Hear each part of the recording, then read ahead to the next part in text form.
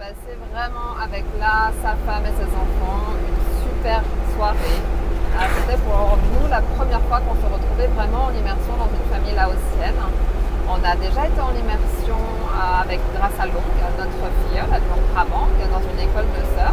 D'ailleurs, on te laisse, si ça t'intéresse, aller voir la vidéo. C'était aussi un moment très chouette. Mais là, c'est encore différent et c'est toujours super intéressant d'apprendre sur la culture, de voir comment ils vivent. On est arrivé à la maison, il nous avait ouvert, c'était un portail en bambou qu'il avait fait, super joli d'ailleurs. Impossible de rentrer la voiture, donc on a dormi sur la route au milieu, en sachant qu'il n'y a rien, on était au milieu de la vallée avec des montagnes, donc c'était super beau. Et il avait une grande maison, il a construit une grande maison, donc on s'est dit chouette, on va pouvoir voir comment c'est dedans. C'est comme dans toutes les autres, il n'y a rien. Hein.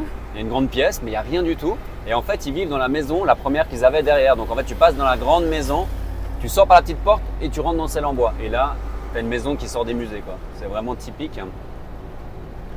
Il nous a fait à manger plein de bonnes choses. Il a été chercher un poulet, il l'a saigné. Thibaut, il a filmé, donc il l'a saigné, il l'a déplumé, chauffé. Tout comme ils font dans les traditions. Cuisine, donc tout cuisiné au feu de bois. Qu'est-ce qu'il nous a fait à manger encore? On a eu de la courge, on a eu effectivement du poisson grillé, on a eu des cacahuètes que tu peux acheter comme ça un petit peu partout et qu'après ils font bouillir pendant au moins 30 minutes. Voilà, on avait des sacs de vêtements parce que les gamins ils ont grandi et puis du coup ça leur allait plus, puis des jolies vestes et tout ça, quand même quelque chose de chaud parce qu'on peut se dire que là au mois de janvier je pense qu'ils ont assez frais. Donc ils étaient tout contents avec ça, puis on avait deux vieilles voitures, un petit bus bébé et puis il les a pas lâchés, il les a gardés dans les mains toute la soirée, le garçon, parce qu'ils ont deux enfants. Et du coup, Ilan, il a été chercher ses petits skateboards et puis ses BMX et puis il leur a donné pour qu'ils puissent jouer parce qu'ils n'ont pas de jouets, ils jouent avec rien là-bas. Donc ils étaient très contents. Une chouette rencontre et des beaux souvenirs. On sortait du musée pour la visite de Luxo. Donc la première question des enfants, c'était quoi quand on est arrivé là-bas? Est-ce que le terrain est déminé? Parce qu'ils avaient peur. Et alors effectivement, ils ont déminé le terrain avant de construire la maison. Mais par contre, c'est ce qu'ils disaient, 50 mètres derrière, il y a la forêt, la jungle, les arbres. Et en fait, il y a des munitions partout. Ça a été déversé partout et là, c'est pas nettoyé. Donc c'est vraiment faire attention. Tu restes toujours sur ton terrain, sur la route. Et je pense que c'est une règle de vie, quoi. On avait déjà conscience en fait de la gravité qu'il y avait au Laos par rapport à ces bombismes, mais je crois qu'on en a repris conscience dans cette zone qui a été vraiment très touchée. Et aujourd'hui, c'est vraiment encore une grosse problématique alors que ça fait quand même 50 ans. Et aujourd'hui, les enfants, les adultes ne peuvent pas travailler comme ils veulent, ne peuvent pas aller jouer comme ils veulent. Et c'est vraiment la zone touchée, numéro 2 ou 1, les deux premières. Donc on voit des véhicules de Luxo tout le long passer avec des démineurs à l'intérieur et vraiment ça te fait réfléchir. Parce qu'il y a des panneaux partout sur les maisons, que si on trouve ça, faut pas toucher. Donc en fait, oui, on est entouré de toute cette cochonnerie qui a été balancée il y a tant d'années en arrière. Donc on dit toujours, j'en reviens à Patani, Narathiwat, où on dit c'est dangereux, ça pète des bombes et tout, mais on n'en a pas conscience. Ici, 50 ans après, ça fait des morts encore tout le temps, tous les jours, et les gens ils ont besoin de l'agriculture, donc du coup ils vont nettoyer les terrains par eux-mêmes parce que Luxo, le MAG ne pourra pas le faire automatiquement partout, et voilà, il y a des accidents. Donc c'est vraiment, faut prendre conscience de ça, quoi. Là, c'est encore un pays quand même où le seuil de pauvreté est très élevé. Alors ils ont en principe tous effectivement leur culture, de quoi se nourrir, mais ils n'ont pas forcément le temps, en tout cas effectivement, d'attendre qu'on démine leur terrain. Et malgré les risques qu'ils prennent, ils sont souvent obligés de le faire quand même. De grosses journées de route nous attendent. Il disait 130 km pour 4 heures Google. En sachant que Google déjà... Pour réussir à respecter Google, il faut faire au Laos, en tout cas, x2, à mon avis, avec notre camion. Donc on va en direction de Luang Prabang. Voilà. Et à voir le nombre de jours qu'on va mettre. Moi, je pense 2. On va s'arrêter à l'embouchure de la route 13. Et quand on prendra à droite, là, il nous restera une bonne journée de route demain. Et on arrivera, je pense, demain, en fin d'après-midi à Luang Prabang. On ne connaît pas toute la route. Celle-là, on ne la connaît pas du tout qu'on prend aujourd'hui. Jusqu'à l'embranchement. Demain, on la connaît. Par contre, on ne connaît pas l'état vu que ça fait une année en fait qu'on était venu maintenant. On se réjouit vraiment de partager ça, parce qu'en tout cas pour la partie qu'on connaît, elle est vraiment en mauvais état, mais les villages sont incroyables. On est vraiment à nouveau dans du local, donc ça devrait être encore des chouettes images. Quand tu roules au Laos, dépend l'importance des pluies et de la saison des pluies. Ça peut être coupé du jour au lendemain en fait. Parce qu'il y a des descentes de terrain et tout. Dès qu'il pleut, c'est très humide et il y a beaucoup de routes arrachées. Donc voilà, c'est pour ça qu'on prend notre temps et on va doucement. Ça baille, ça baille. Ça baille, ça baille. Et c'est notre maison qu'on a quand même. Bon, pour l'instant, la route est en très bon état pour le Laos. On appelle la surprise.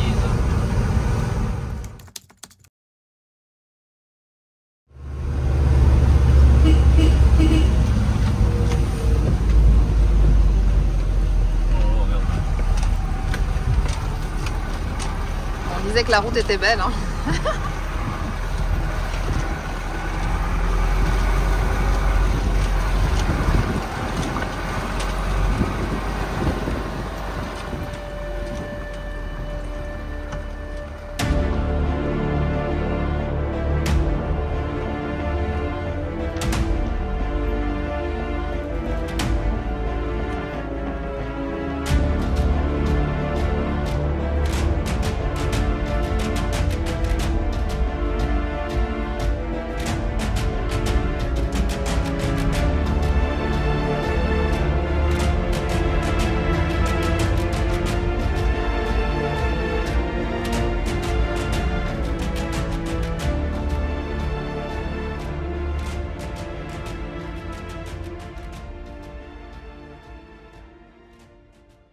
Regarde là, c'est là que ça s'est cassé.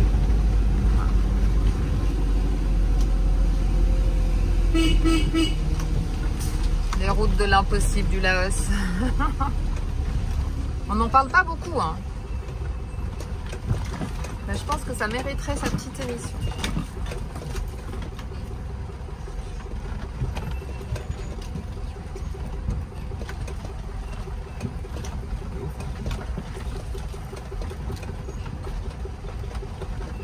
Il n'y a plus de route en fait. Il n'y a plus de route.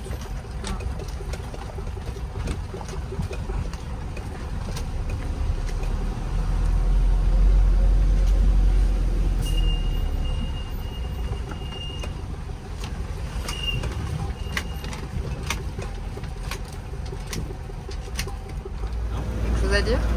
Petit changement d'opinion, je crois. Il nous reste 60 km, je suis pas sûr que. On y arrive aujourd'hui. Si, si, de toute façon, jusqu'au croisement, on va y arriver. C'est quelle heure? 3h30. Quand même, Je sais pas, hein, ça peut être long.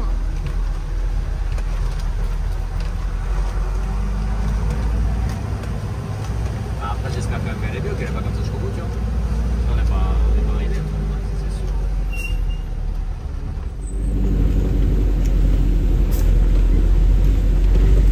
Ouais, je sais pas si on se rend bien compte, mais effectivement, c'est de la terre mélangée aux cailloux, hein. Heureusement que les cailloux sont là.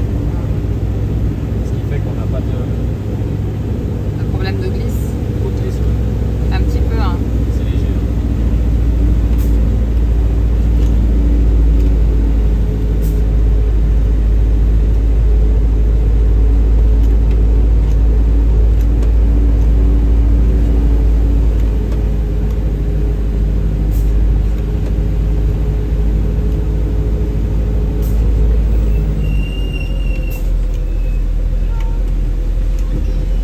Oh là là, regarde la route.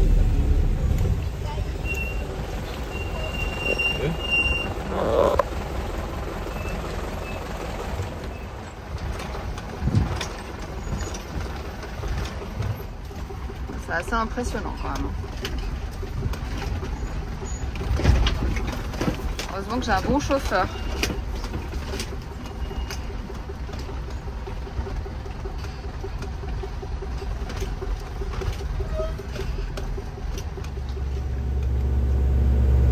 Heureusement que les paysages sont beaux, hein.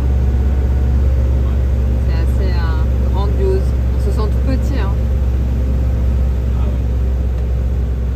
Je sais pas si on arrive à se rendre Regarde ça. compte.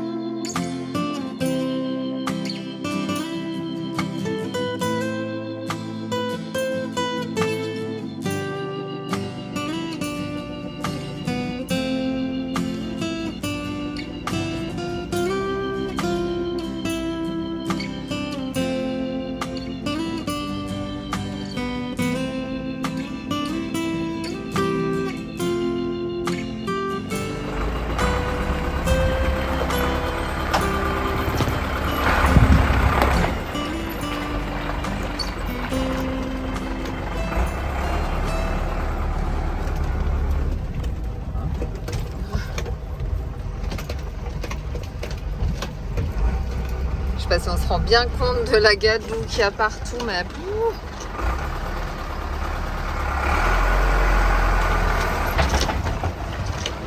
Ce qu'il faut faire, ouais. Une route.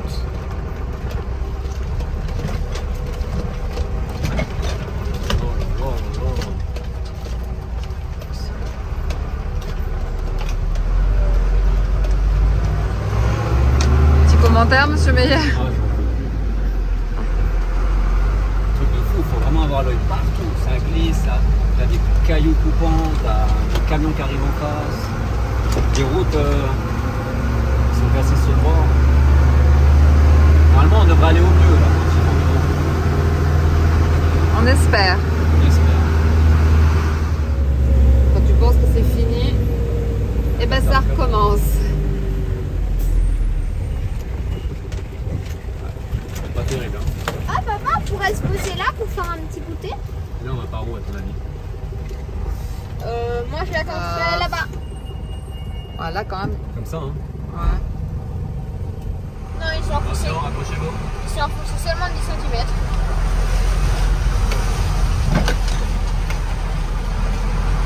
T'as pas intérêt à avoir une Toyota? C'est joli, regarde le côté. C'est sûr. T'as pas intérêt à avoir une Toyota bio sur la hausse, hein? Oh, elle passe. Hein. Et dire qu'il y a des gens, ils sont passés là en coccinelle. Coccinelle. Oui, je me rappelle, il y avait un grand rallye au Laos. Ah, bah c'est bien passé de l'autre côté. Bon, toutes les routes du Laos sont pas très bonnes. Hein. Il est là. Voilà.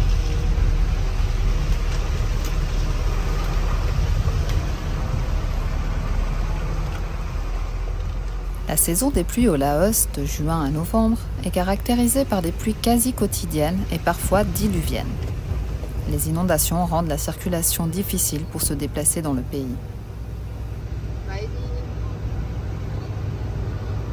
Ça va, Eddy?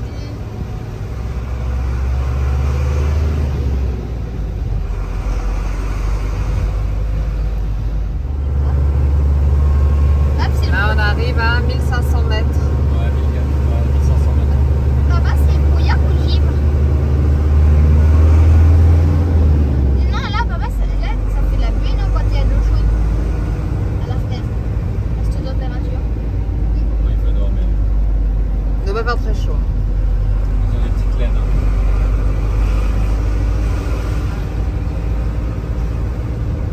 Hein. Hop, regarde la douche. Hein? À partir de 17h, dans les villages, c'est toujours l'heure de la douche. Normalement, avant que le soleil se Avec couche. l'eau de la rivière, donc de la source.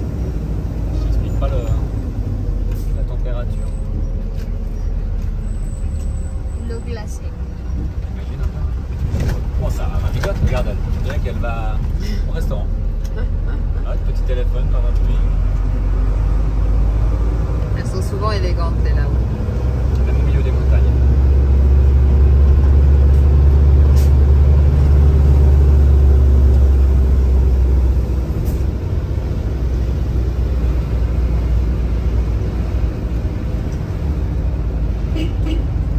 T'as vu, elle fait tout klaxon. C'est pour ça? Ah, et bim. Un petit coup de klaxon. Outre les plaines inondables, la plus grande étendue de terre plate du pays se trouve sur le plateau du Xiangkwang. Cette zone est caractérisée par des collines et des prairies dont l'altitude moyenne est de 1300 mètres. Le plus haut sommet du pays, Phubia, 2800 mètres, s'élève au sud du plateau, tandis que la plaine des Jarres se trouve au centre du plateau.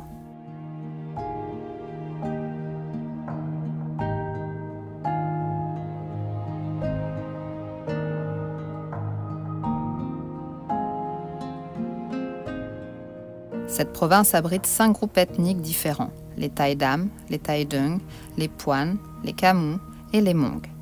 Leurs maisons traditionnelles, leurs vêtements, leurs croyances et leurs rituels font partie du patrimoine culturel du Laos. La province de Xiangkwang est la principale région productrice de maïs.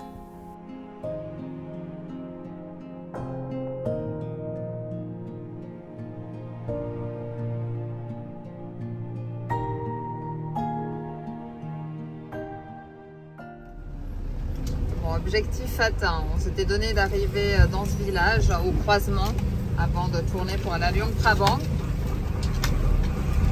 On y est, c'est 7h moins le quart. Plus qu'à chercher un spot maintenant.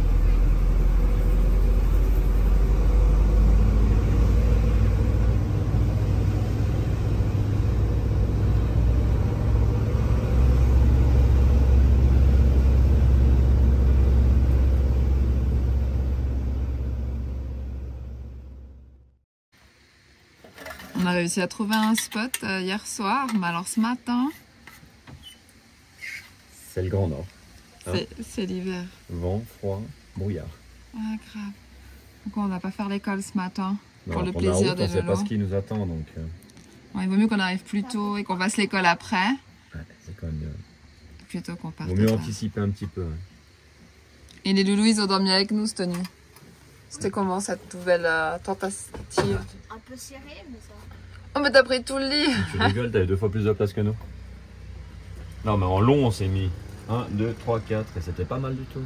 La fameuse Parle en route 13, on la connaît, hein. On l'a déjà fait plusieurs fois depuis 2019. Hein. Et elle s'améliore pas.